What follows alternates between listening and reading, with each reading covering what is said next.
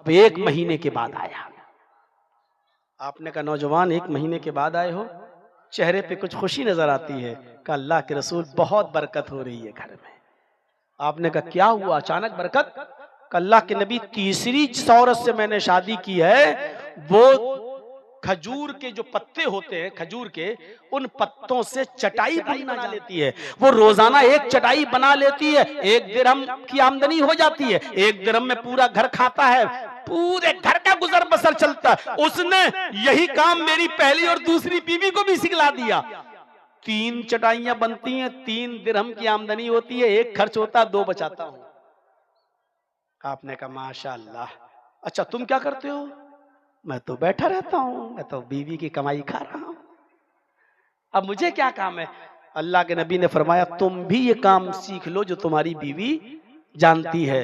अगर कभी कोई बीवी छोड़ के चली गई या तलाक ले ली या मर गई तो कम से कम तुम अपना गुजर बसर तो चला सकते हो।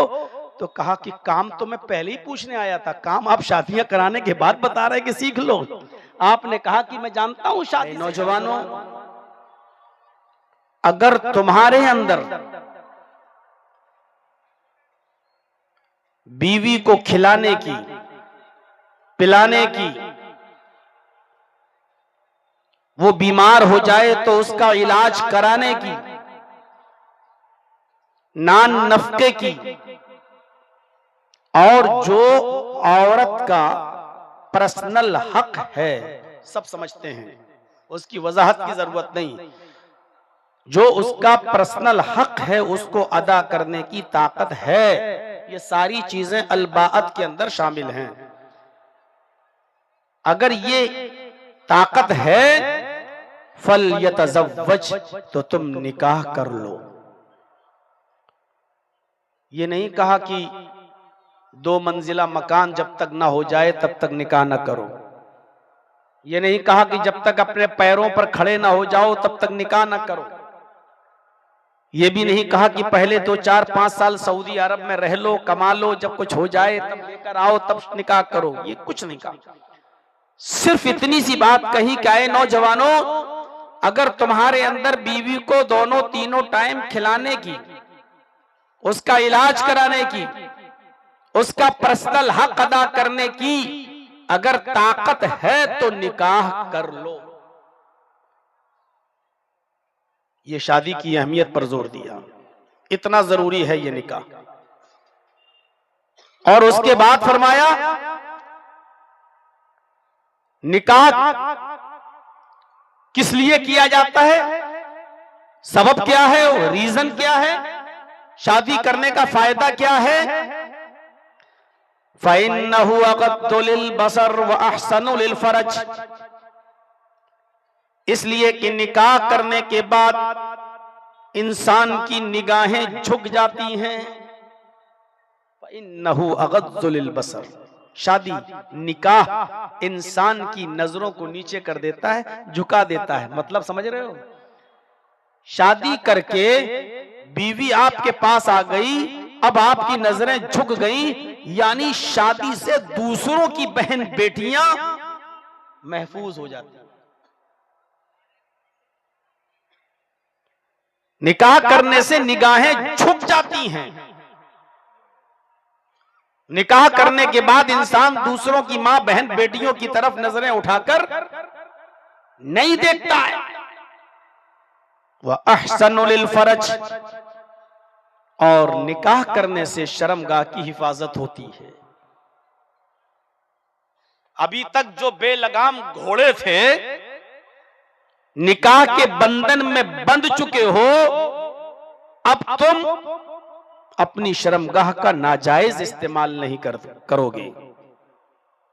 शर्मगाह की हिफाजत होती है। देख रहे हैं, शादी की ताकत हो तो निकाह कर लो, शादी से निगाहें झुक जाती हैं, शर्मगाह की हिफाजत होती है। और उसके बाद फरमाया अगर ताकत नहीं है, बीवी को खिला नहीं सकते, उसको पिला नहीं सकते, उसका इलाज नहीं करा सकते, उसको रहने के लिए छप्पर नहीं दे सकते, उसको पहना नहीं सकते और उसका पर्सनल हक अदा नहीं कर सकते, फमन लम यस्तति फअलैहि बिस्सौम, तो अल्लाह के नबी ने फरमाया तो तुम नफली रोजे रखा करो। रोजा नफली, इसलिए कि रोजा रखने से इंसान की शहवत कंट्रोल में हो जाती है। रोजा रखने से इंसान के अंदर तकवा और परहेजगारी आता है।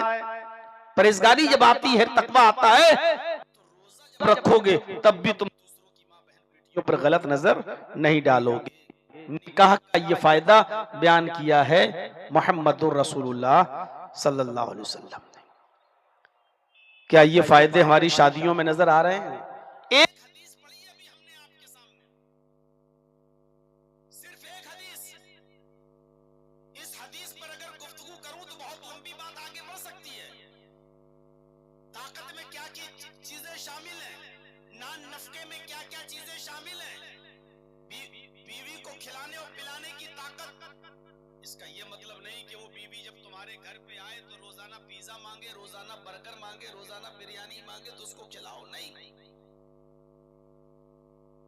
अपनी बीवियों के साथ रहो दस्तूर के मुताबिक, यानी मुआशरे में, समाज में और सोसाइटी में खाने और पीने का जो रवाज है, जो चलन है, उसके मुताबिक। अगर आपके यहाँ दाल भात खाया जा रहा है तो आपको अपनी बीवी को वही खिलाना है।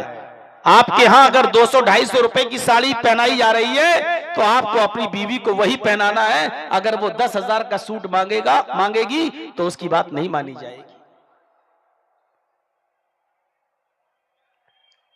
ये अलबात में शामिल है खिलाने की। जो तुम खाओ वो अपनी बीवी को खिलाओ, जो तुम पहनो वो अपनी बीवी को पहनाओ। खबरदार अपनी बीवी के गाल पर कभी थप्पड़ मत मारो, वो दूसरी बहस हो जाएगी, फिर हम दूसरी तरफ बहक जाएंगे।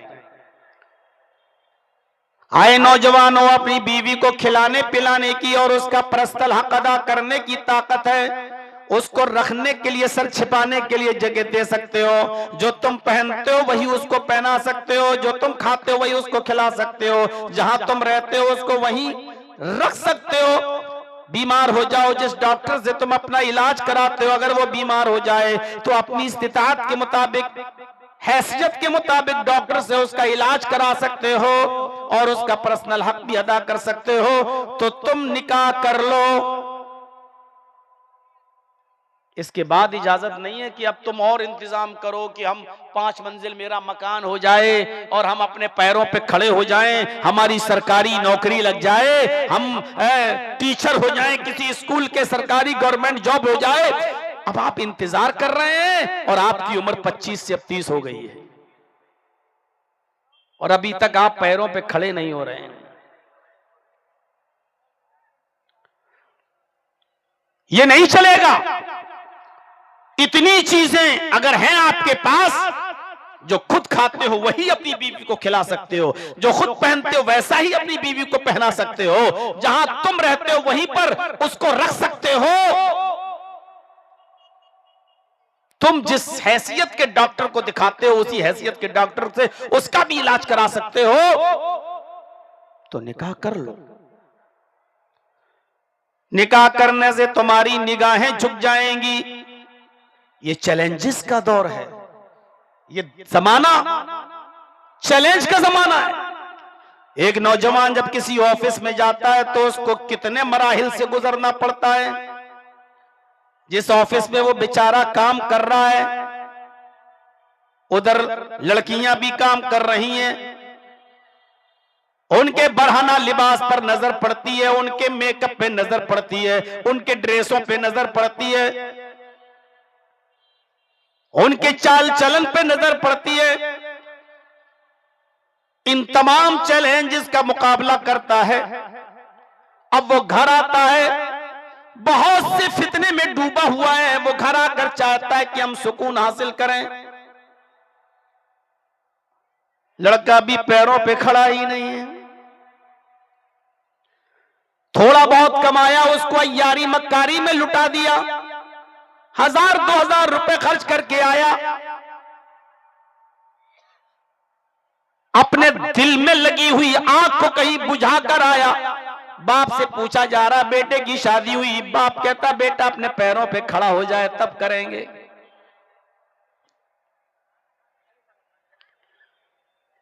शादी का सबसे पहला फायदा यह बताया कि निकाह करने से इंसान की निगाहें झुक जाती हैं और उसकी शर्मगाह की हिफाजत होती है। तो आए नौजवानों, असगर साहब कह रहे थे ना, दुनिया बुरा माने मानती रहे, नाराज होती है होती रहे, हमें बारात नहीं लेके जाना है तो नहीं लेके जाना है, नाजायज है तो नाजायज है। आपको एक तरफा फैसला करना पड़ेगा। समाज को राजी करो तो अपने रब को नाराज कर लो, और रब को राजी करना चाहो तो समाज को भी नाराज करना होगा। आप चाहो तो रब भी राजी रहे और समाज भी खुश रहे, तो ऐसा हो नहीं सकता। अल्लाह को राजी करना चाहते हो तो समाज को नाराज करना होगा, और समाज को अगर राजी रखना है तो अल्लाह को नाराज करना होगा। आप सोच लो, इन दोनों में से, समाज और अल्लाह की नाराजगी में से किसकी नाराजगी बड़ी है? हर आदमी अपना फायदा देखता है, आप भी अपना फायदा देखिए। समाज को नाराज करने में फायदा है या अल्लाह को नाराज करने में फायदा है? बिजनेस का दौर है, आप भी बिजनेस कीजिए। तिजारत का दौर है, आप भी तिजारत कीजिए। अल्लाह की नाराजगी मोल ले सकते हो? और अल्लाह अगर आपसे, हमसे नाराज हो जाए तो क्या हमें और आपको जिंदगी में सुकून मिल सकता है? पहली चीज ये बताई कि निकाह कर लो, उसका फायदा भी बता दिया। अब दूसरी चीज एक और बताई जा रही है, गौर से सुनिएगा। निकाह करो तो किससे करो? जब निकाह करने जाओ तो इंतिखाब किस लड़की का हो?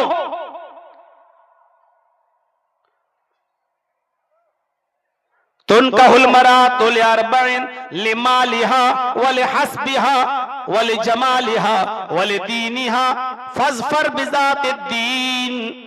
अल्लाह के नबी सल्लल्लाहु अलैहि वसल्लम फरमाते, लोगों, आमतौर पर निकाह करने में 4 चीजें देखी जाती हैं। लोग निकाह करते वक्त इन 4 चीजों पर नजर डालते हैं।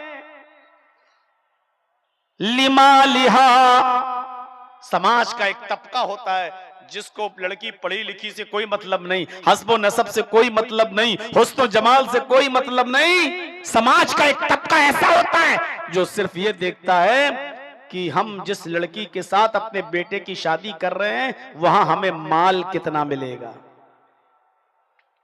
लिमालिहा, ये नजर होती है कुत्ते की उस घर पर कि हमें हड्डी कहां से मिलेगी। मिसाल बहुत सख्त है लेकिन सही है, हमें कोई पछतावा नहीं है इस मिसाल को पेश करने में। जिसके अंदर ये सिफत हो उसको बुरा लगे, मेरे बाप का क्या जा रहा। तो समाज का एक तबका ये देखता है कि हमें माल कितना मिलेगा, और यही से मामले बिगड़ते हैं। साहब, आप जो कुछ भी देंगे हमें थोड़ी देंगे, आप तो जो कुछ भी देंगे वो तो अपनी बेटी को देंगे। इसको कहते हैं भीख मांगने का एक्सपर्ट, तजर्बेकार आदमी। ये आदमी भीख मांगने में बड़ा माहिर और एक्सपर्ट है, बात अपनी बहुत घुमा फिरा कर पेश करता है। साहब, 5 किलोमीटर दूर पर दुकान है हमारी, हम मांग तो नहीं रहे हैं, लेकिन रोजाना ऑटो से जाता है, या हमारा बेटा रोजाना उससे जाता है, आपके ये बैटरी वाली गाड़ी से जाता है, जिसको आपके यहाँ क्या बोलते हैं, टिर्री, टोटो, इससे बैठ के जाता है। तो पीछे से दीजिए आप, सामने से आके हमारा भी फिर दिमाग होगा चाय पीने का। तो मेरे भाइयों, अगर आप मोटरसाइकिल दे देंगे तो आसानी हो जाएगी। वैसे हमें मांग नहीं रहे हैं, अगर दे दोगे तो आसानी हो जाएगी। इसको कहते हैं एक्सपर्ट। जैसे वो भिखारी दरवाजे पे आता है, दे तो उसका भी भला, न दे तो उसका भी भला। हालांकि वो न देने वाले का भला नहीं सोच रहा है, लेकिन ये उसकी स्टाइल है, भीख मांगने में एक्सपर्ट है, तजर्बेकार है। इसी तरीके से ये भी तजर्बेकार है। हम मांग नहीं रहे हैं, ये किराया बच जाएगा अगर आप उसको बाइक दे दोगे, मोटरसाइकिल दे दोगे। किसके लिए कमाएगा? अपनी बीवी बच्चों ही के लिए तो कमाएगा। ये एक भीख मांगने का एक क्या बोलते हैं, टेक्निक। तो कुछ लोगों की, समाज के कुछ लोगों की नजर इस पे होती है, लिमालिहा, हमें माल कितना मिलेगा, वलिहस्बिहा, कुछ लोग होते हैं हस्ब नसब देखते हैं, जात बिरादरी देखते हैं। जर्जीत साहब अंसारी हैं तो लड़की भी अंसारी हो, हम खान हैं तो लड़की भी खान हो, हम 5 मंजिला बिल्डिंग के मालिक हैं, स्टेटस में लड़की का बाप भी 5 मंजिल की बिल्डिंग का मालिक होना चाहिए। हमारा बेटा बीकॉम एमकॉम किया है तो लड़की भी कम से कम एमकॉम ना सही तो बीकॉम होनी चाहिए। स्टेटस हमारा ऊंचा होना चाहिए, स्टेटस। कुछ लोग होते हैं जो हस्ब नसब देखते हैं कि हम जिस खानदान के हैं, हमारा खानदान, हमारा हस्ब नसब जो है वो लड़की का है या नहीं। आप सुनने आए हो, मुझी को आपसे माफी मांगना पड़ रही है, ये चैनल वाले नहीं नीचे कर पाएंगे। इनका चैनल चलता है, इनको यूट्यूब से बहुत कमाई होती है, इनकी चलने दीजिए। ये लोग उतना ही ऊंचा है जितना हमने कहा था, अभी कुछ नीचे नहीं हुआ है। लेकिन ये नहीं मानेंगे अपनी हरकत से। जब तक हम इन सबको हटाकर बंद नहीं करेंगे तब तक ये अपनी हरकत से बाज नहीं आएंगे। क्या फर्क पड़ रहा है? हमको यहां आदमी नहीं दिखाई दे रहे हैं, वो और मौलवी होंगे जो अकेले में बिठा दो तब भी बोल देंगे। हम नहीं बोल पाते हैं यार, मेरी आदत नहीं है। ये बताइए, इसको बिल्कुल इस लेवल पे होना चाहिए। यहां बिल्कुल आप खड़ा किए बैठे हैं, और जैसे ही हमने बोलना शुरू किया फिर धीरे धीरे ऊपर हो गया है। हम नहीं देख रहे हैं क्या? अब अगर नहीं माने तो ऐसी मिसाल दूंगा कि या तो भागोगे या गाली दोगे फिर हमको। उसने उठा के ऊपर से नीचे कर दिया। ये ऊपर वाले कैसे नीचे होंगे? उधर का उठा के नीचे कर दिया, उससे तो हमें कोई दिक्कत ही नहीं है। ये उन ऊपर वालों से दिक्कत है, ये जो मोबाइल लगे हुए ऊपर, वो देखो कैसे आराम से बैठे हुए। भैया ऊपर में आप भी शामिल हैं। हद कर दी यार।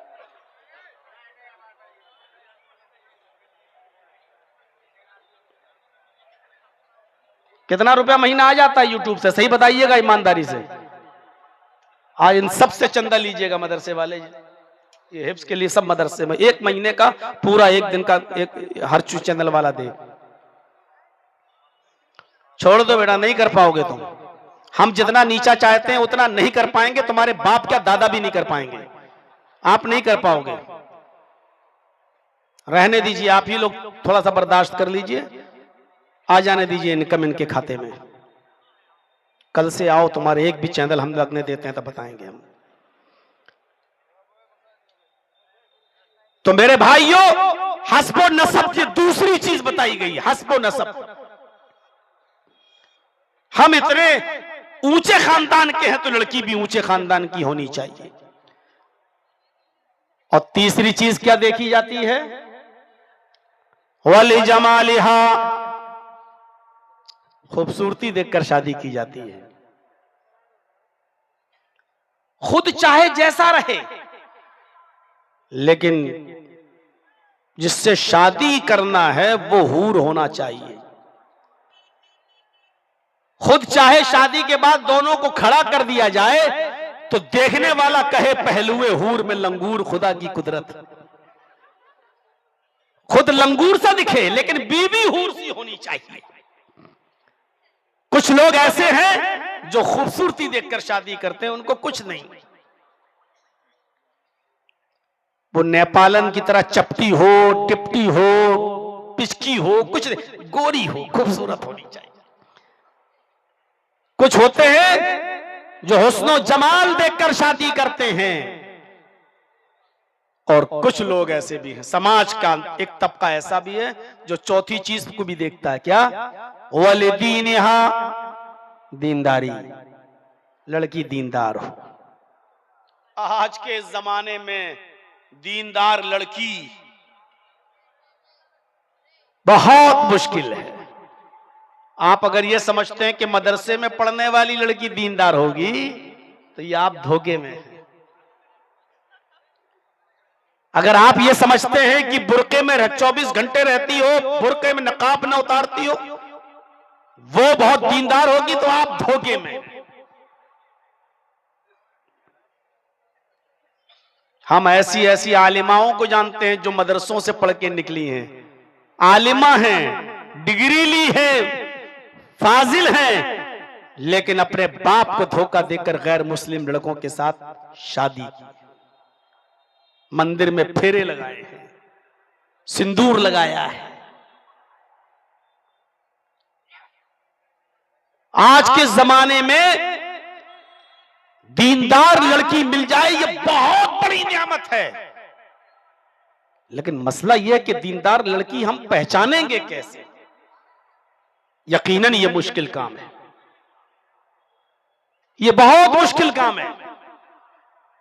तो 4 चीजें देखकर शादी की जाती हैं। अल्लाह के नबी सल्लल्लाहु अलैहि वसल्लम ने कामयाब किसको कहा है? आपने फरमाया फस्फर बिज़ातिद्दीन, दीन को देख, दीनदार लड़की को तरजीह दो, दीनदार लड़की को। अभी मैं बताऊंगा, अभी तो मैं तमहीद बांधा हूं, मैं तमहीद। ये चैनल वालों ने अभी मिजाज बनने ही कहा दिया, मेरा मूड अभी तक बना नहीं है।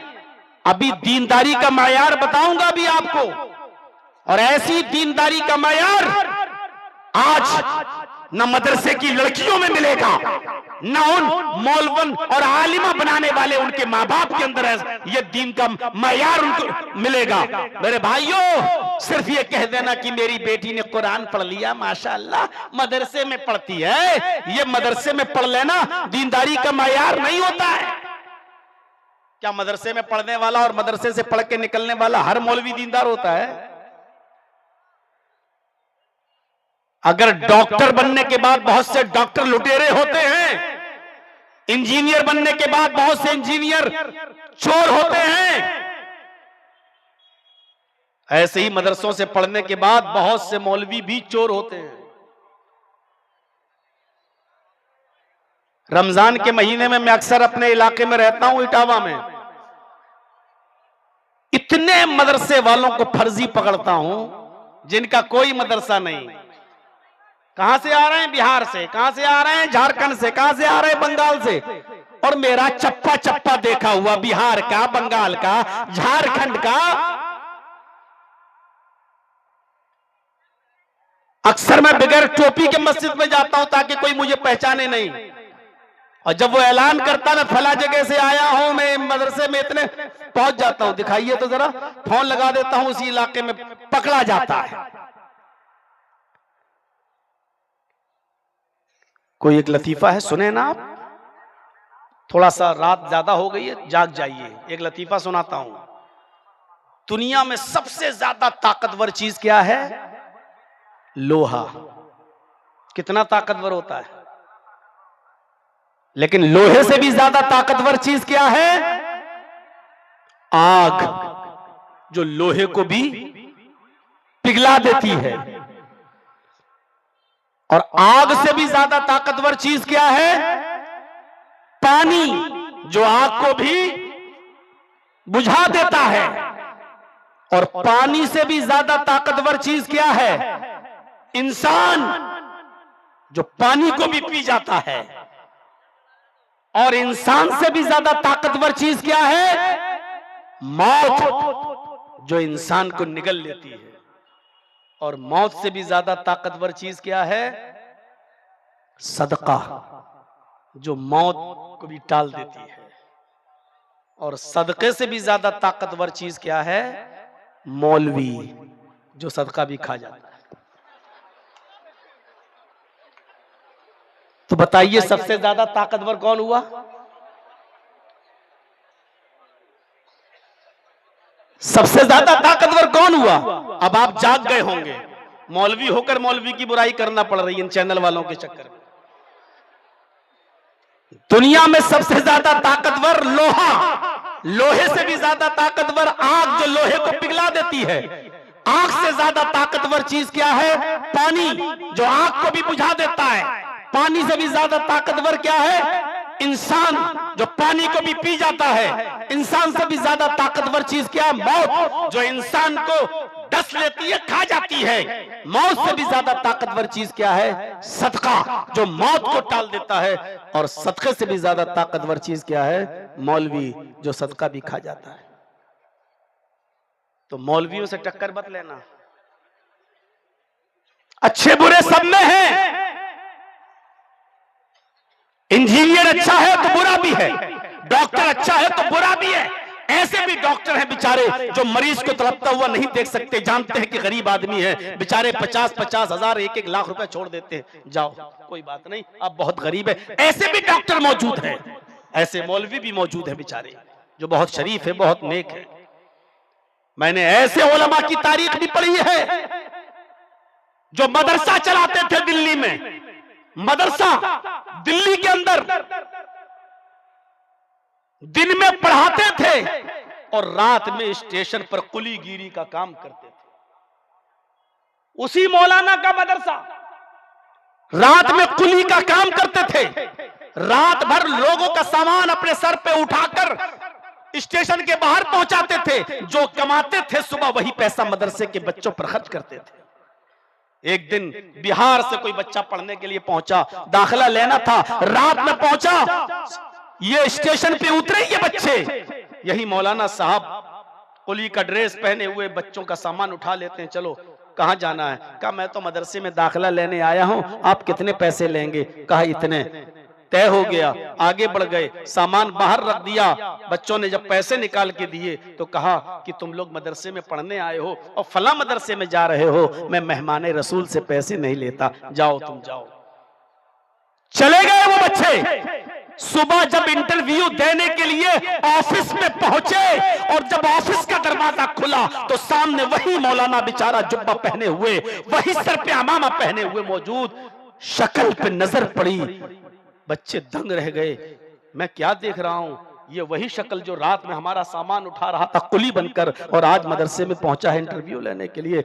मौलाना ने जल्दी से दरवाजा बंद किया, कहा बच्चों मेरे रात के बारे में किसी को मत बताना, मेरा रात वाला मामला कोई नहीं जानता सिवाय अल्लाह के। तुमने देख लिया है, मेरी ये बात किसी को मत बताना। और तुम इतनी दूर से पढ़ने आए हो, तुम्हारा कोई इंटरव्यू नहीं, जाओ तुम्हारा दाखिला हो गया है, तुम एडमिशन ले चुके हो, मैंने तुम्हारा नाम रजिस्टर में लिख लिया है, लेकिन मेरा रात वाला मंजर किसी को मत बताना। मैं ये काम सिर्फ अल्लाह की रजामंदी के लिए करता हूं। उलमा का एक चेहरा ये भी होता है। 4 चीजें देखकर शादी की जाती है। फरमाया फस्फर बिज़ात दीन, जिसने दीन को तरजीह दिया, दीनदार लड़की से निकाह किया, उसकी दीनदारी देखकर निकाह किया, वो कामयाब हो गया।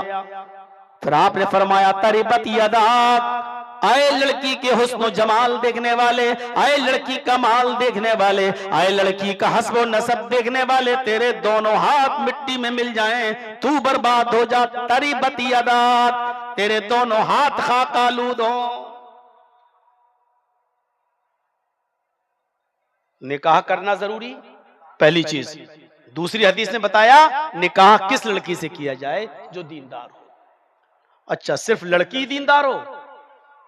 लड़की वालों से भी कहा जा रहा है, लड़कियों वालों, आए बेटियों वालों, तुम भी अपनी बेटी के लिए जब रिश्ता देखो तो दीनदार लड़के का इंतखाब करो, दीनदार लड़का देखो।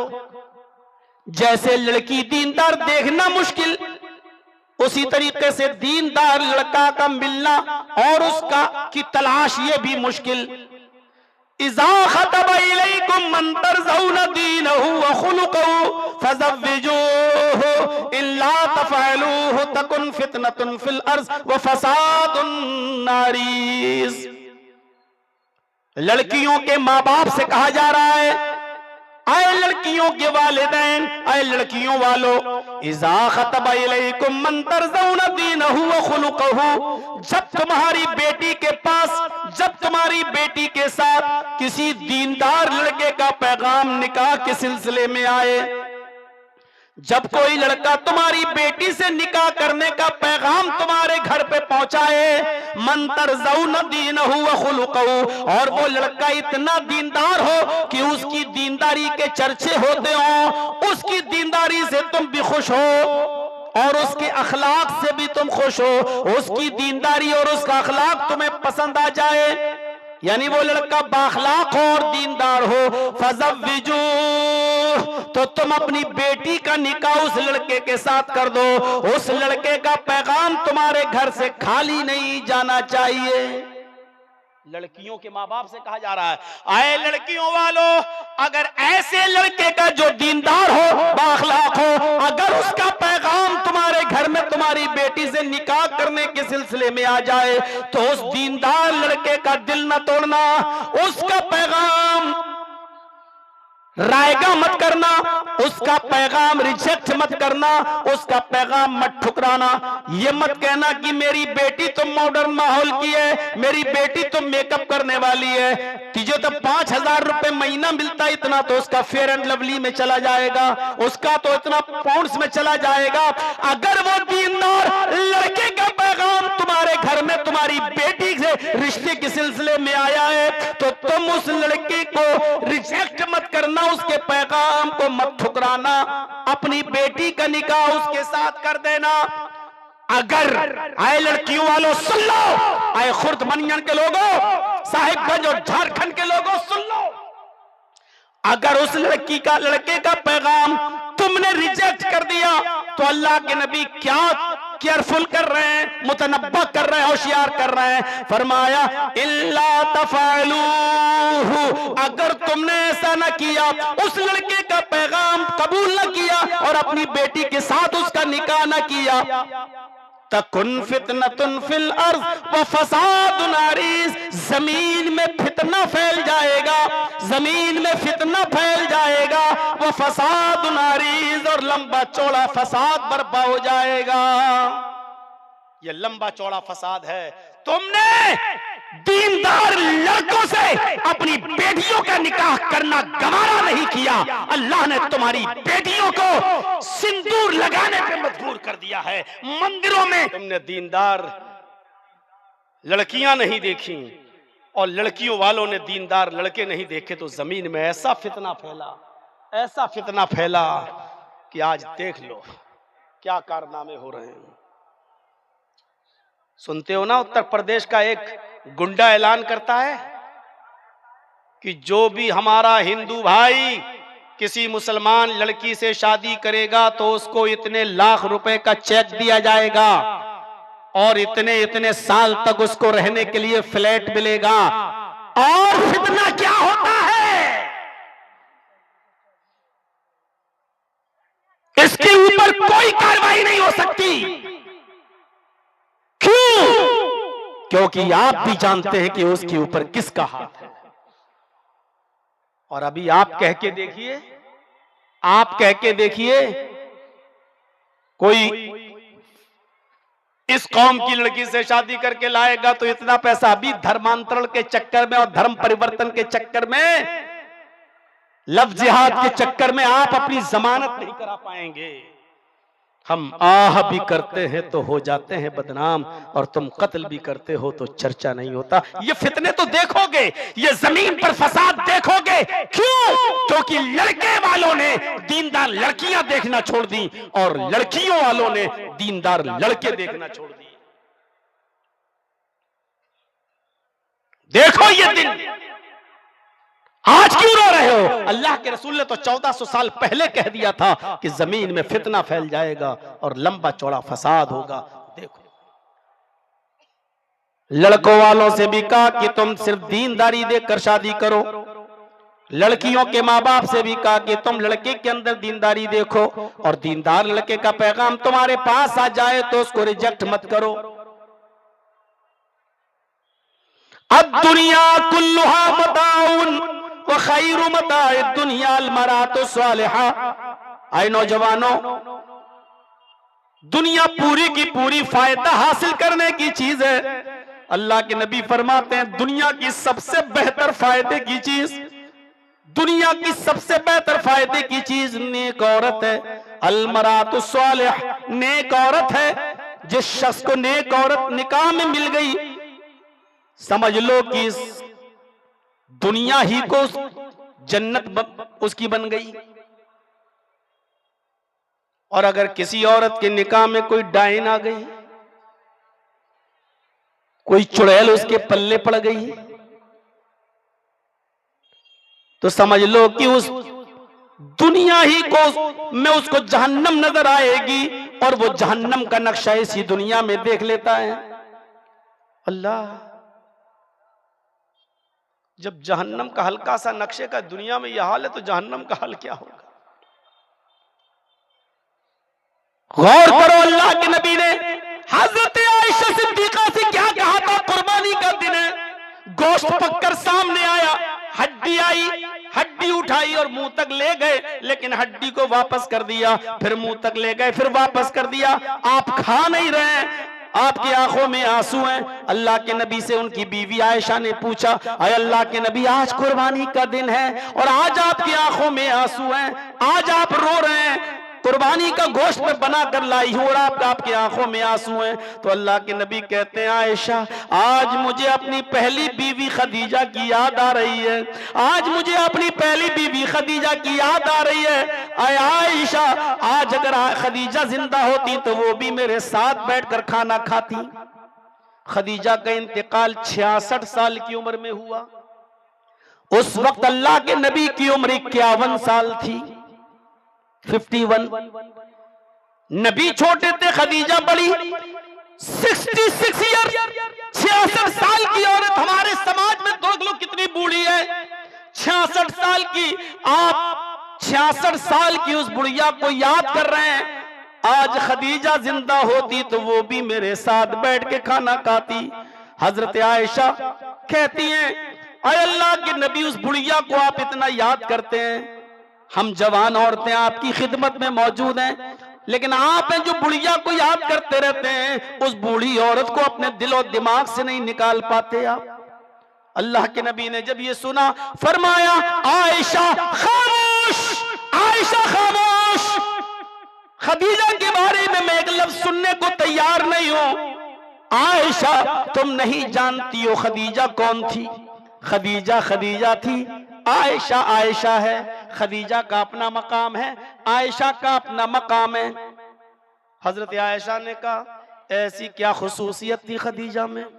आपने फरमाया, आयशा तुम नहीं समझोगी, सुनो। जब सारी दुनिया मोहम्मद को झुटला रही थी, सारा अरब मोहम्मद को झुटला रहा था, खदीजा अकेले मोहम्मद की तस्दीक कर रही थी। जब सारा मक्का मोहम्मद को झूठा कह रहा था, खदीजा अकेले मोहम्मद को सच्चा कह रही थी। जब सारा मक्का मोहम्मद को पत्थर से मार मार के सर फोड़ देता था और खून निकालता था मेरे सर को फोड़कर, पूरा मेरे सर पे पत्थर मार के मेरा सर फोड़ देता था, अकेले खदीजा अपने सर की ओढ़नी उतारती थी और अपना दुपट्टा फाड़ देती थी और मेरे सर के खून को साफ करती थी, मुझे तसल्ली देती थी। आयशा, जो खदीजा का मकाम है वो तुम्हारा नहीं है, तुम्हारा अपना है, खदीजा का अपना है। खदीजा को मैं अपनी पूरी जिंदगी में कभी नहीं भूल सकता। खदीजा ने मोहम्मद रसूलुल्लाह की जिंदगी, इसी दुनिया को जन्नत बना दिया था। जिसको नेक बीवी मिल गई, कोई जरूरत नहीं है जहेज की। आप ऑफिस से घर पे थके हुए आ रहे हैं, दरवाजे पर बैल बजाई, आपके कदमों की आहट आपकी बीवी पहले से सुनती है, दरवाजा खोलती है, आप थके हैं, अपने चेहरे पे मुस्कुराहट मुस्कुराहट लाती है और अपनी मुस्कुराहट से आपको खुश कर देती है। ये है नेक बीवी की पहचान। और बुरी बीवी की पहचान जानते हो? दरवाजे की बैल बजी, भागती हुई दौड़ी, खाली हाथ आ गया, क्रीम नहीं लाए, पाउडर नहीं लाए, अरे मेरी फेयर एंड लवली खत्म हो गई, तुम नहीं लाए। कहा साहब अभी तनख्वाह नहीं मिली, कल मिलेगी। ठीक है तो कल ही आना मेरे पास, चलो हटो। यह है बुरी बीवी की पहचान। मेरे भाइयों, जिसको दुनिया में नेक औरत मिल गई उसका घर जन्नत बन गया, और जिसको दुनिया में बुरी बीवी मिल गई वो बेचारा न रात में चैन से सो पाता है, न सुबह बेचारा, न उसकी सुबह अच्छी न रात अच्छी। अल्लाह के नबी फरमाते पूरी दुनिया फायदा हासिल करने की चीज है, सबसे बेहतर फायदा हासिल करने की चीज नेक औरत है। जहां अल्लाह के नबी ने यह फरमाया, वहीं दूसरी जगह अल्लाह के रसूल ने औरत को नुकसानदेह भी बता दिया। फरमाया अद्दुनिया हुल्वतुन खज़िरतुन व अन्नल्लाह मुस्तखलिफुकुम फीहा, ये दुनिया बहुत मीठी है, सरसब्ज़ व शादाब है, दूर से देखने में बहुत अच्छी नजर आती है, और अल्लाह रब्बुल आलमीन तुम्हें इस दुनिया का जानशीन बनाएगा। आए दुनिया में रहने वाले लोगों, दुनिया की खूबसूरती को देखकर दुनिया के बहलावे में मत आ जाना। फत्तकुद दुनिया वत्तकुन निसा, दुनिया से बचे रहना और औरतों से बचे रहना। गौर करिए, एक तरफ अल्लाह के नबी कहते हैं दुनिया में सबसे बेहतरीन फायदा हासिल करने की चीज नेक औरत है, और दूसरी तरफ अल्लाह के नबी क्या कह रहे हैं, दुनिया से बचना और औरतों से बचना। फ़इन्न अव्वल फितनत बनी इसराइल कानत फिन निसा, बनी इसराइल में सबसे पहले जो फितना बरपा हुआ था वो इसी औरत के सिलसिले में हुआ था। एक औरत ने पूरी कौम बनी इसराइल को फितने में मुब्तला कर दिया था, और कौम बनी इसराइल औरत के सिलसिले में हलाक व बर्बाद हो गई। आज भी जो झगड़े होते हैं या तो पैसे की वजह से या औरत की वजह से, और जितनी भी लड़ाइयां हुई हैं, दंगे, ये जितने भी राजा महाराजाओं की लड़ाइयां हुई हैं, देख लीजिए औरतों ही के सिलसिले में, औरतों के सिलसिले में। इसलिए फरमाया अन्निसाउ हिबालतुश शयातीन, औरतें शैतान का जाल है। ये हदीस नहीं सुनती औरतें ना, ये मौलवी को क्या हो गया, बड़ा भड़ुआ मौलवी आ गया, औरतें शैतान का जाल हैं, बगैर औरत के रह भी नहीं पाते और औरत को शैतान का जाल भी बताते। अल्लाह के रसूल ने औरत को दुनिया की सबसे ज्यादा फायदा उठाने की चीज बताया है, बेहतर चीज बताया है, लेकिन औरत को सबसे बड़ा फितना और शैतान का जाल भी बताया है। क्योंकि शैतान अगर किसी के ईमान को, किसी की इबादत को और किसी की रियाजत को, किसी के तकवे को, किसी की इंसानियत को जब बर्बाद करना चाहता है तो इसी औरत का जाल फेंक कर इस्तेमाल करता है। आबिद बरसीसा को किसने बर्बाद किया? औरत ने।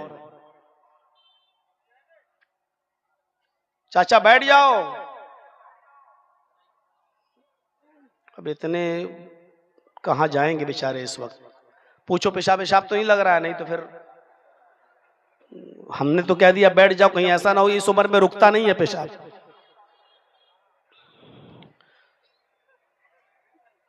तो हिबालतुश शयातीन भी का शैतान का जाल, शैतान इसी जाल का इस्तेमाल करके बहकाता है, ईमान बर्बाद करता है, लुटाता है।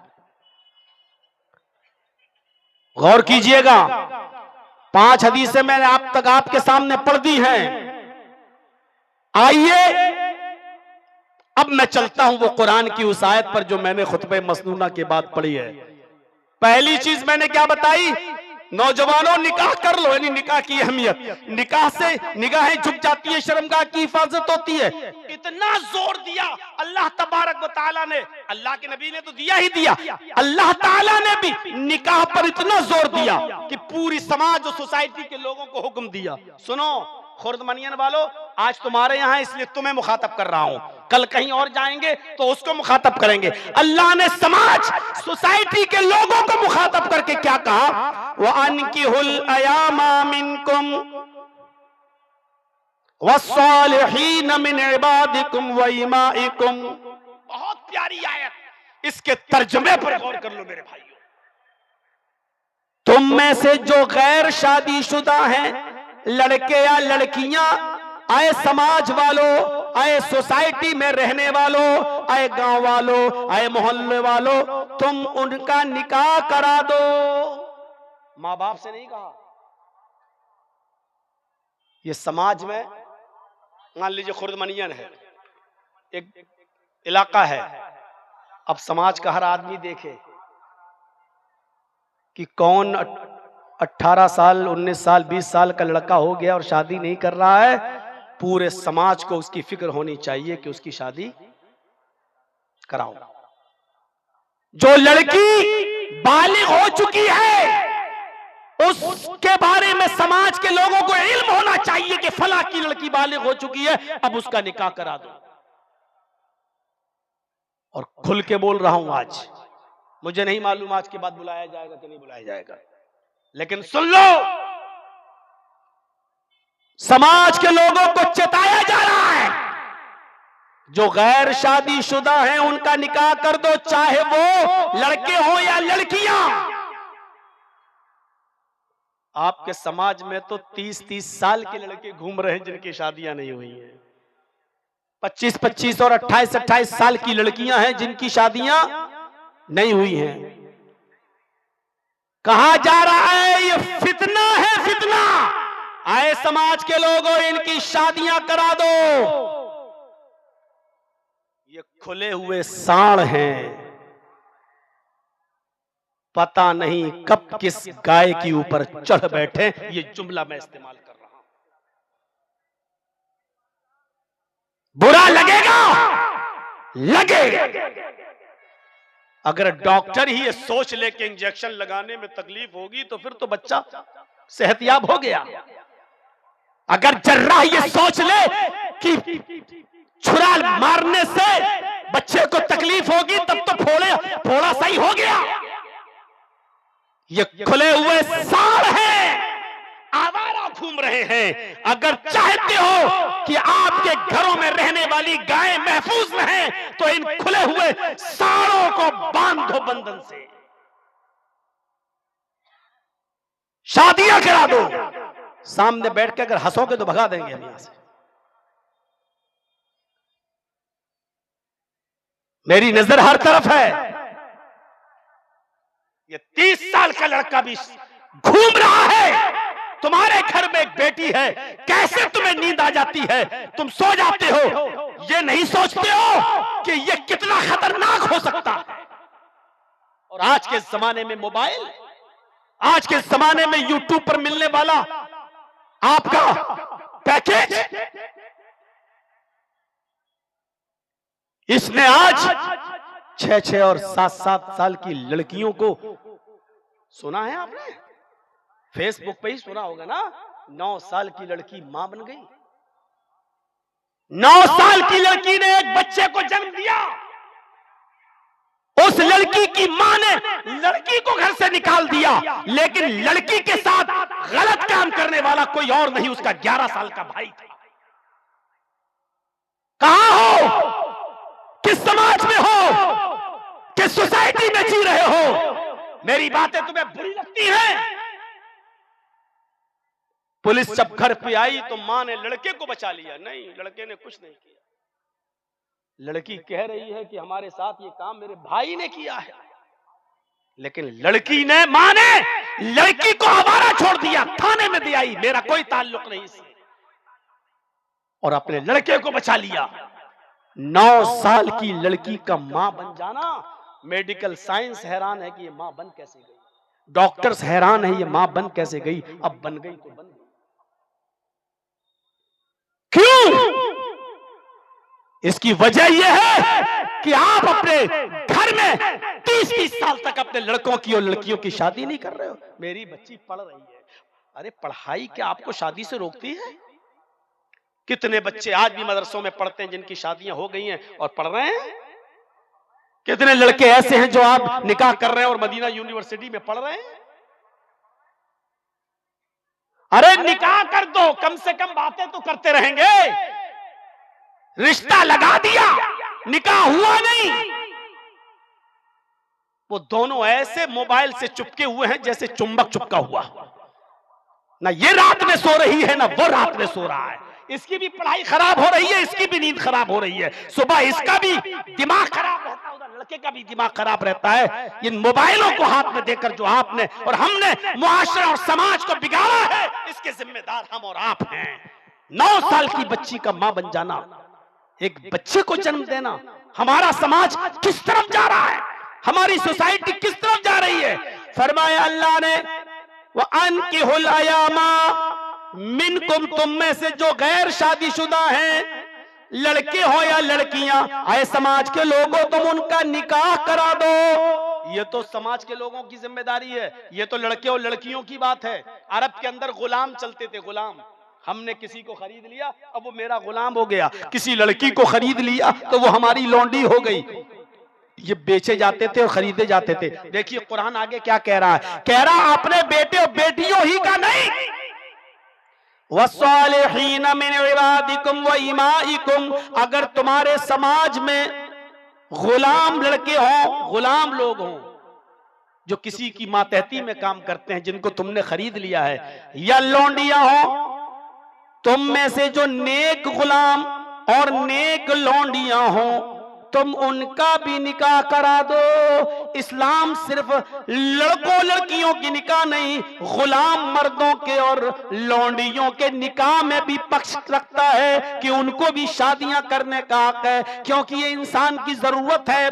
चाहे वो गुलाम ही क्यों ना हो, वो लौंडियां ही क्यों ना हो, उनका भी निकाह करा दो। क्योंकि बगैर निकाह के अगर रहेंगे तो समाज में फितना फैलेगा, समाज में उरियानियत फैलेगी, समाज के अंदर बुराइयां फैलेंगी। वो समाज के लिए खतरनाक हो सकते हैं, वो समाज के लिए खतरनाक हो सकते हैं। मेरे प्यारे साथियों, गौर कीजिए कुरान कितनी बड़ी बात कह रहा है। अगर तुम में से जो नेक गुलाम हो और जो लौंडियां हो, तुम उनका भी निकाह करा दो।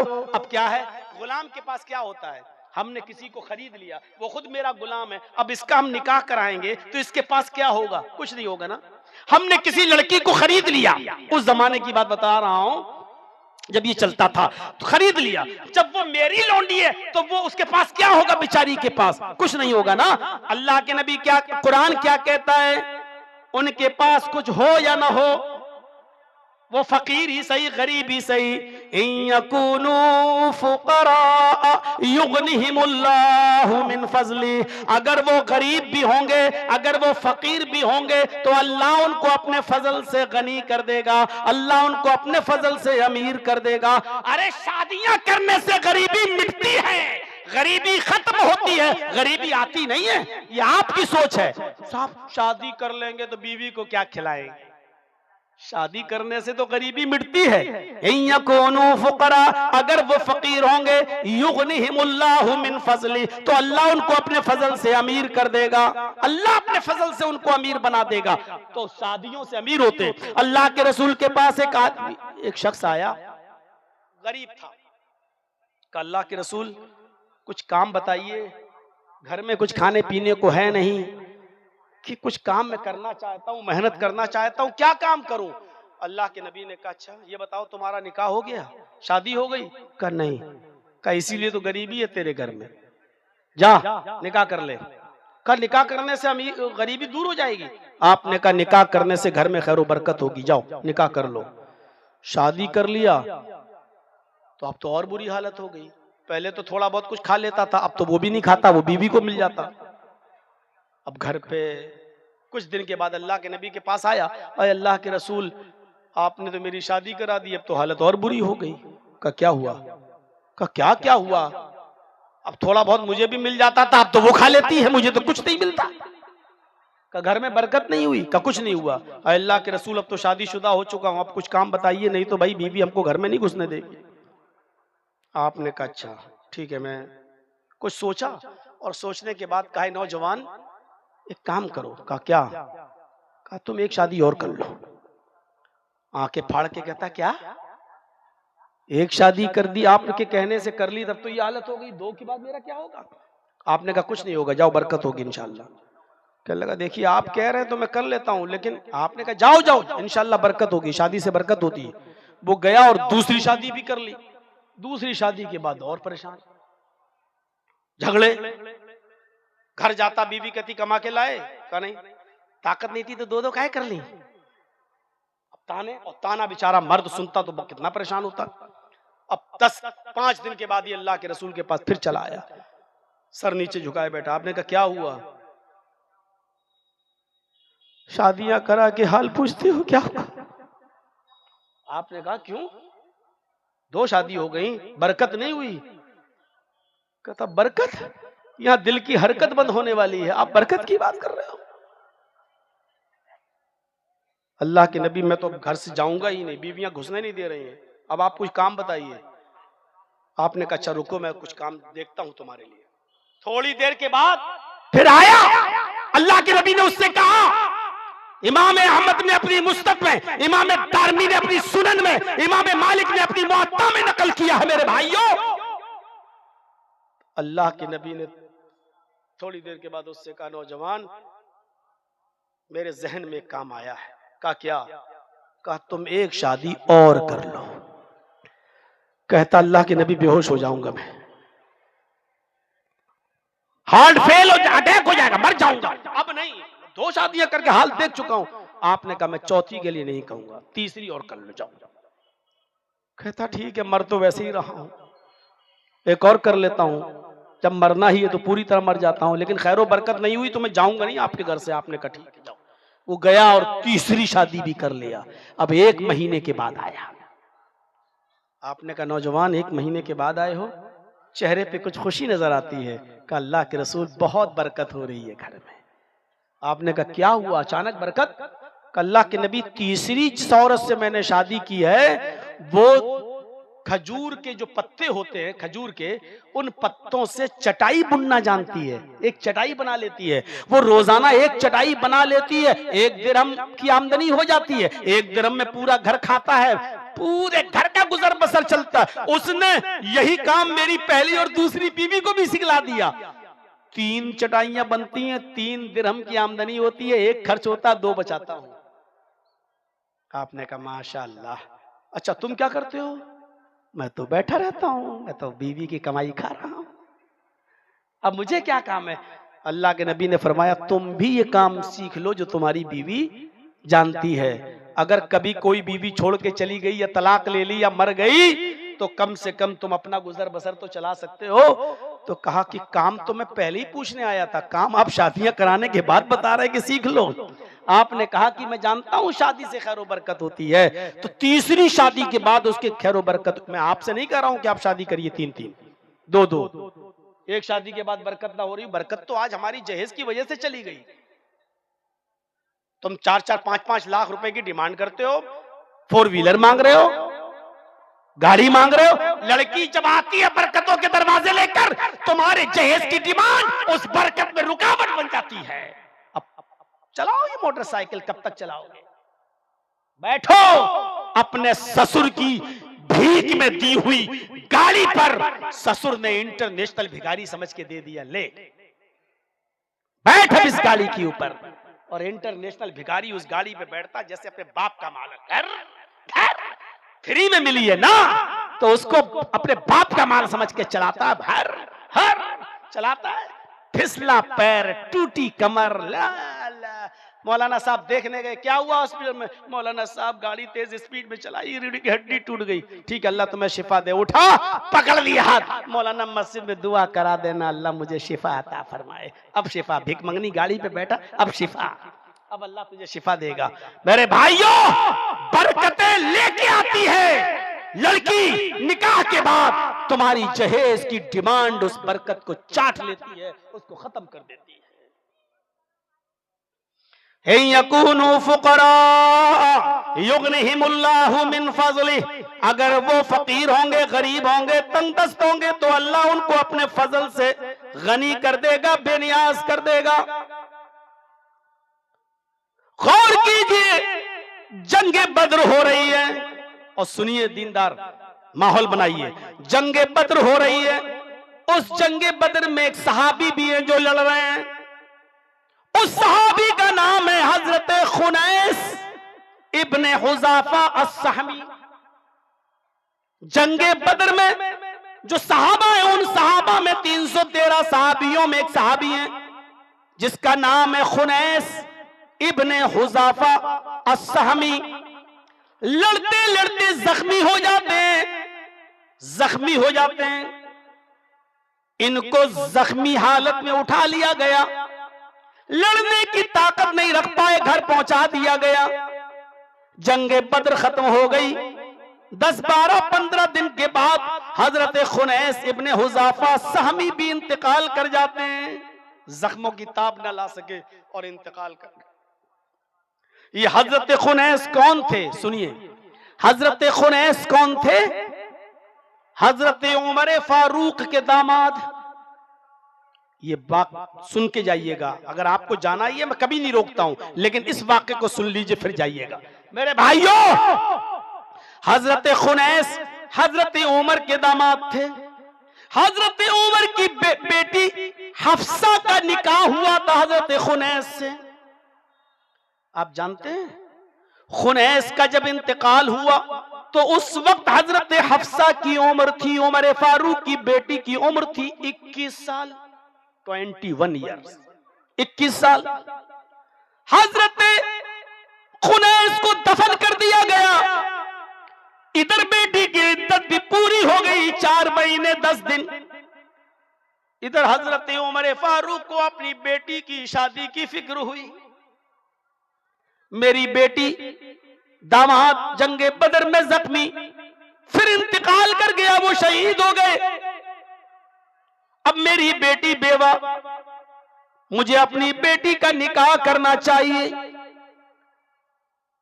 एक दिन का वाकया, मस्जिद में नमाज हो रही थी।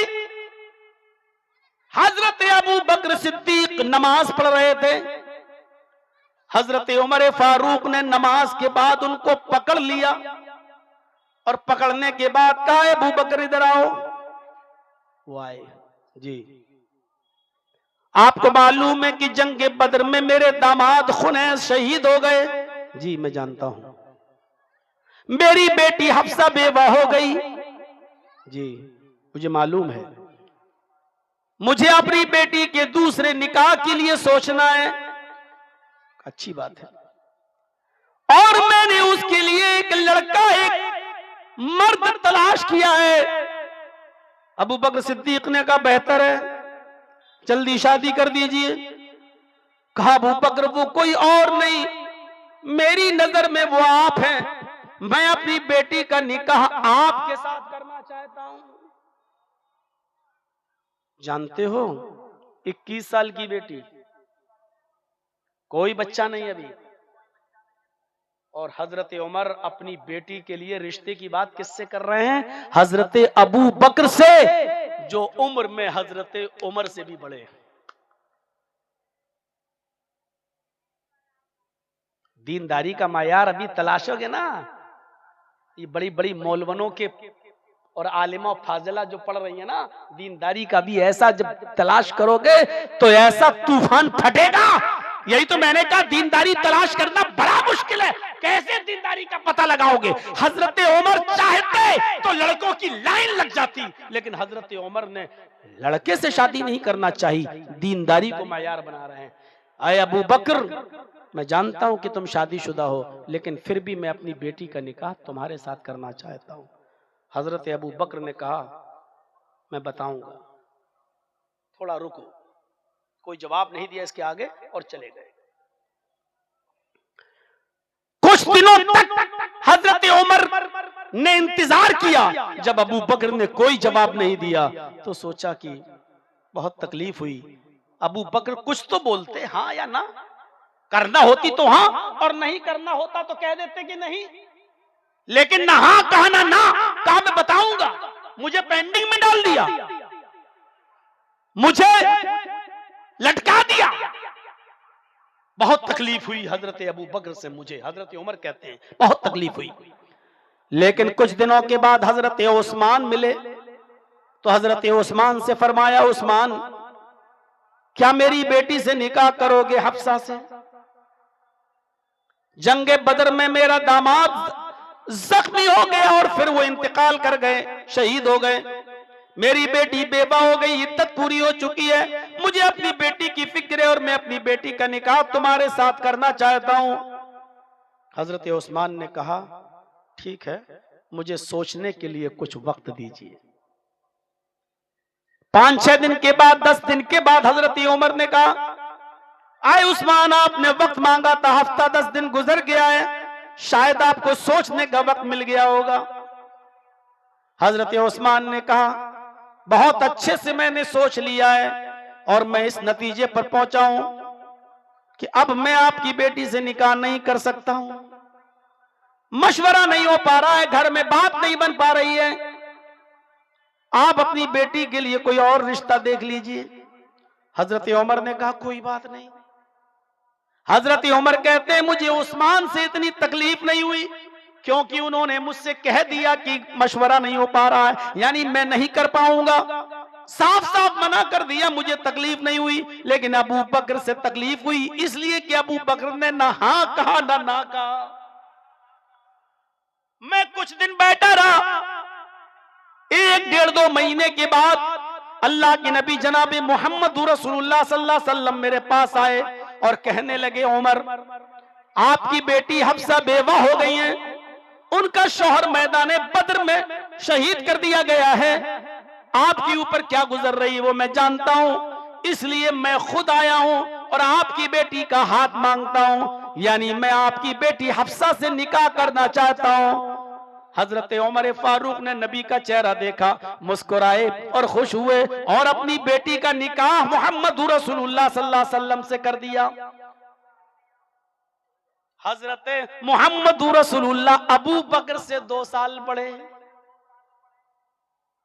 देखा जाए तो बेटी की उम्र 21 साल, खुद हजरत उमर की बेटी, और उमर से बड़े अबू बकर और अबू बकर से भी बड़े मोहम्मद रसूलुल्लाह। गौर करो, अपनी उम्र से भी बड़े आदमी के साथ हजरत उमर अपनी बेटी का निकाह कर रहे हैं। ये नहीं देख रहे हैं कि वो बेटी की उम्र की है, ये देख रहे हैं कि वो दीनदार घर में जा रही है। दीनदारी का मायार ये होता है, समझ रहे हैं? ये भी नहीं कि नबी की कितनी बीवियां, मेरी बेटी कैसे एडजस्ट करेगी। अल्लाह के रसूल की बीवी हैं और भी बीवियां हैं। हजरत हफ्सा का भी निकाह हो गया। निकाह के बाद हजरत उमर अबू बकर से मिले। निकाह के बाद अबू बकर सिद्दीक हजरत उमर से मिले। अबू बकर सिद्दीक ने सलाम किया, उमर ने जवाब दिया, मुसाफा किया। हजरत अबू बकर ने कहा, उमर तुम मुझसे नाराज हो? कहा जी क्यों? कहा इसलिए कि तुमने मुझे हाँ और ना का जवाब नहीं दिया, तुमने मुझे पेंडिंग में रखा। उस्मान से मैं इतना नाराज नहीं हूं जितना आपसे हूं, आपसे मुझे तकलीफ पहुंची। फरमाया तुम्हारी तकलीफ बिल्कुल बजा है, सही है, लेकिन ये सुनो कि मैं हाँ और ना क्यों नहीं कर पाया, मेरी भी अपनी एक मजबूरी थी। कहा क्या? कहा सुनोगे? कि हाँ आओ। अलग ले गए। हजरत अबू बकर ने कहा, आए उमर, जिस दिन आपने मुझसे ये कहा कि मैं अपनी बेटी का निकाह आपसे करना चाहता हूं, मुझे कोई एतराज नहीं था, लेकिन मैंने इसलिए जवाब नहीं दिया था क्योंकि आपके कहने से 5 दिन पहले मोहम्मदुर रसूलुल्लाह इरादा कर चुके थे और आप मुझे बता चुके थे कि मैं उमर की बेटी हफ्सा से निकाह करना चाहता हूं। वो बेवा हो गई है, हजरत उमर की मुश्किलें आसान करना चाहता हूं, मैं हफ्सा को अपने निकाह में लेना चाहता हूं। नबी अकरम का ये राज मैं बताना नहीं चाहता था, ये राज था जो आपने सिर्फ मुझसे शेयर किया था, और नबी का ये राज मैं फाश नहीं करना चाहता था, इसलिए मैं ना हाँ कह सका ना। अगर नबी अकरम मना कर देते तो फिर मैं हाँ कह देता, और हाँ इसलिए नहीं कहा क्योंकि अल्लाह के रसूल इरादा कर चुके थे, और बताया इसलिए नहीं कि नबी का राज मैं फाश नहीं करना चाहता था। मेरे भाइयों, पूरे वाक़े को सामने रखिए और नतीजा निकालिए, पूरे वाक़े को सामने रखिए और देखिए क्या है। इधर खुनैस का इंतकाल हो रहा है, इधर 21 साल की हफ्सा है। 21 साल की हफ्सा के लिए हजरत उमर अबू बकर से बात कर रहे हैं, जो उमर से 2 साल बड़े, और जब वहां नहीं बात बनी तो उस्मान से बात कर रहे हैं, वो भी तकरीबन इसी उम्र के, और जब इन दोनों जगह बात नहीं बनी तो अपनी बेटी का निकाह मोहम्मद रसूलुल्लाह सल्लल्लाहु अलैहि वसल्लम से कर रहे हैं। इसका मतलब यह है कि लड़की वाला भी अपनी बेटी के लिए लड़का तलाश कर सकता है, और बजाते खुद लड़के से कह सकता है। कोई लड़की का बाप बसाते खुद किसी लड़के से कह सकता है, मैं अपनी बेटी का निकाह तुम्हारे साथ करना चाहता हूं, क्या तुम तैयार हो? लड़की का बाप कह सकता है, जैसा कि उमर हफ्सा के बाप थे, इन्होंने बजाते खुद हजरत अबू बकर से कहा और हजरत उस्मान से कहा, और अल्लाह के नबी ने हजरत उमर से कहा मैं आपकी बेटी से निकाह करना चाहता हूं। इससे यह पता चला कि कोई लड़का भी लड़की के बाप से डायरेक्ट कह सकता है कि मैं आपकी बेटी से निकाह करना चाहता हूं। शरीयत में ये कोई बुराई नहीं है। समाज में बुराई होगी, अबे बेशरम है कितना, डायरेक्ट आ गया है। अरे अपने बाप को भेजता, अपनी अम्मा को भेजता, अपनी बहन को भेजता। ये हमारे यहाँ शर्म की ये बात है। यानी लड़का अगर डायरेक्ट लड़की के बाप से कह दे, डायरेक्ट लड़की के बाप से कहते कि मैं आपकी बेटी से शादी करना चाहता हूं, तो कहते बेशरम है, बेहया है ये लड़का, है डायरेक्ट बात कर रहा है। और बेगैरतो, बेहयाओ, तुम्हारी बेटी रात रात भर मोबाइल पे बात करे, तुम्हारा बेटा रात रात भर मोबाइल पे बात करे, तो बड़ी शर्म हया वाली बात है, ये बड़ी शर्म हया है। और लड़का अगर डायरेक्ट लड़की के बाप से कहते कि मैं आपकी बेटी से शादी करना चाहता हूं, तो आप कहते हो ये बड़ा बेशरम है, डायरेक्ट बात कर रहा है। छोड़िए, लड़की भी लड़के से कह सकती है कि मैं आपसे शादी करना चाहती हूं। अल्लाह के नबी के पास एक औरत आई, कहने लगी कि अल्लाह के नबी मैं आपसे निकाह करना चाहती हूं, आप खामोश रहे। एक साहबी बैठे थे, कहा आप नहीं करना चाहते तो मेरे साथ कर दीजिए। डायरेक्ट बात हो रही है, डायरेक्ट। अल्लाह के रसूल के पास एक औरत आके कहती कि मैं आपसे निकाह करना चाहती हूं। इससे पता चला कि लड़की भी डायरेक्ट कह सकती है किसी लड़के से मैं आपसे शादी करना चाहती हूं, और लड़का भी किसी लड़की से डायरेक्ट कह सकता है। जैसा कि हजरत मोहम्मद रसूलुल्लाह सल्लल्लाहु अलैहि वसल्लम ने उम्मे सलमा से निकाह किया था, और सलमा उनके बाप अबू सलमा का जब शौहर का इंतकाल हो गया, इद्दत गुजर गई, तो अल्लाह के रसूल उम्मे सलमा के घर पहुंचे और दरवाजे को दस्तक दी। उन्होंने दरवाजा खोला, आपको अंदर आने की इजाजत दी, तो अल्लाह के रसूल ने कहा उम्मे सलमा तुम्हारे शौहर का इंतकाल हो गया और मैं तुम्हारे साथ निकाह करना चाहता हूं, क्या तुम तैयार हो? उन्होंने अपनी 2-3 परेशानियां बताई, अल्लाह के रसूल ने उनको सुना और फिर उम्मे सलमा ने निकाह कर लिया। तो मेरे भाइयों, कई चीजें बनती हैं। लड़का डायरेक्ट लड़की के बाप से भी कह सकता है कि मैं आपकी बेटी से शादी करना चाहता हूं, और डायरेक्ट लड़की से भी कह सकता है कि मैं तुमसे शादी करना चाहता हूं। लड़की का बाप भी किसी लड़के से कह सकता है कि मैं अपने बेटी के लिए आपका बेटा चाहता हूं, और किसी लड़के से भी कह सकता है क्या मेरी बेटी से निकाह करोगे, मैं तैयार हूं। इसी तरीके से लड़की भी डायरेक्ट लड़के से कह सकती है, और लड़का भी डायरेक्ट लड़की से कह सकता है। ये इस्लामी तालीमात, उसूल और ज़ाब्ते हैं, ये खत्म नहीं हो सकते, लेकिन हाँ शरीयत जितनी इजाजत देती है उतनी। अब इससे ज्यादा मोबाइल पर गुफ्तगू करने की नहीं, डेट पे जाने की नहीं, होटल पे मिलने की नहीं, जलसों में आना, सब लोग मौलाना जर्जीस की तकरीर सुनेंगे, हम फला फला जगह जलेबी की दुकान पे तुम्हें मिलेंगे, हैं क्या समझते हो पागल है जर्जिस? 25 साल से आ रहा है। बिहार में चले जाइए, कटिहार और पूर्णिया ररिया जलसों में कितने केस देखे हैं। पकड़े गए लड़का लड़की खेतों में, बिठाए गए, पंचायत बिठाई गई, सब कुछ हुआ, और बेगैरत क्या फैसला करते हैं पंचायत में? लड़का लड़की को लेके भाग गया। अब पंचायत बैठती है तो पंचायत के प्रमुख मुखिया लोग बैठ के क्या कहते हैं? लड़का लड़की को लेके भागा, हाँ 5 लाख रुपए का जुर्माना दो, और नहीं तो उसी लड़की का निकाह उस लड़के के साथ करा दो। बेगैरतो, शर्म करो, ये फैसला करते। लड़का जुर्माना देगा, क्यों? तब लड़की को लेके भागा। लड़की नहीं भागी, तेरी लड़की भी तो भागी। जब भागने में दोनों बराबर के शरीक हैं, तो जुर्माना सिर्फ लड़का क्यों देगा? यह फैसला करने वालों, कयामत के दिन तैयार रहो, तुम्हारी गर्दनों पर हाथ होगा, तुम बचोगे नहीं अल्लाह के अदल इंसाफ से। जुर्माना सिर्फ लड़का देता है,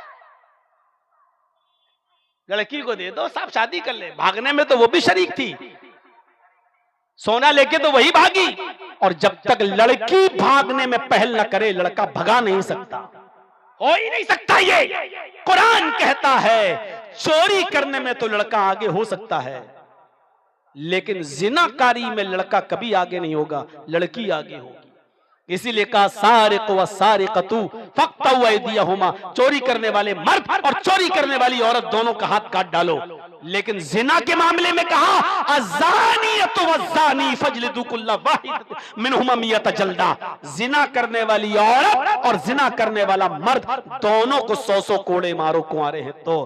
क्योंकि जिनाकारी की शुरुआत पहले लड़की की तरफ से होती है। अगर लड़की की परमिशन ना हो तो कोई लड़का किसी लड़की को भगाकर दिखा दे, अब करें क्या? हमारे हिंदुस्तान का कानून यही है कि लड़का भागे या लड़की, 376 लड़के ही पर लगता है, लड़की के लिए आज तक कोई दफा बनी ही नहीं। चलिए मेरे भाइयों, 1.5 घंटे की इस स्पीच के बाद अब आपसे थोड़ा सा इस मदरसे का ताउन, आपसे इस मदरसे की कुछ खैरात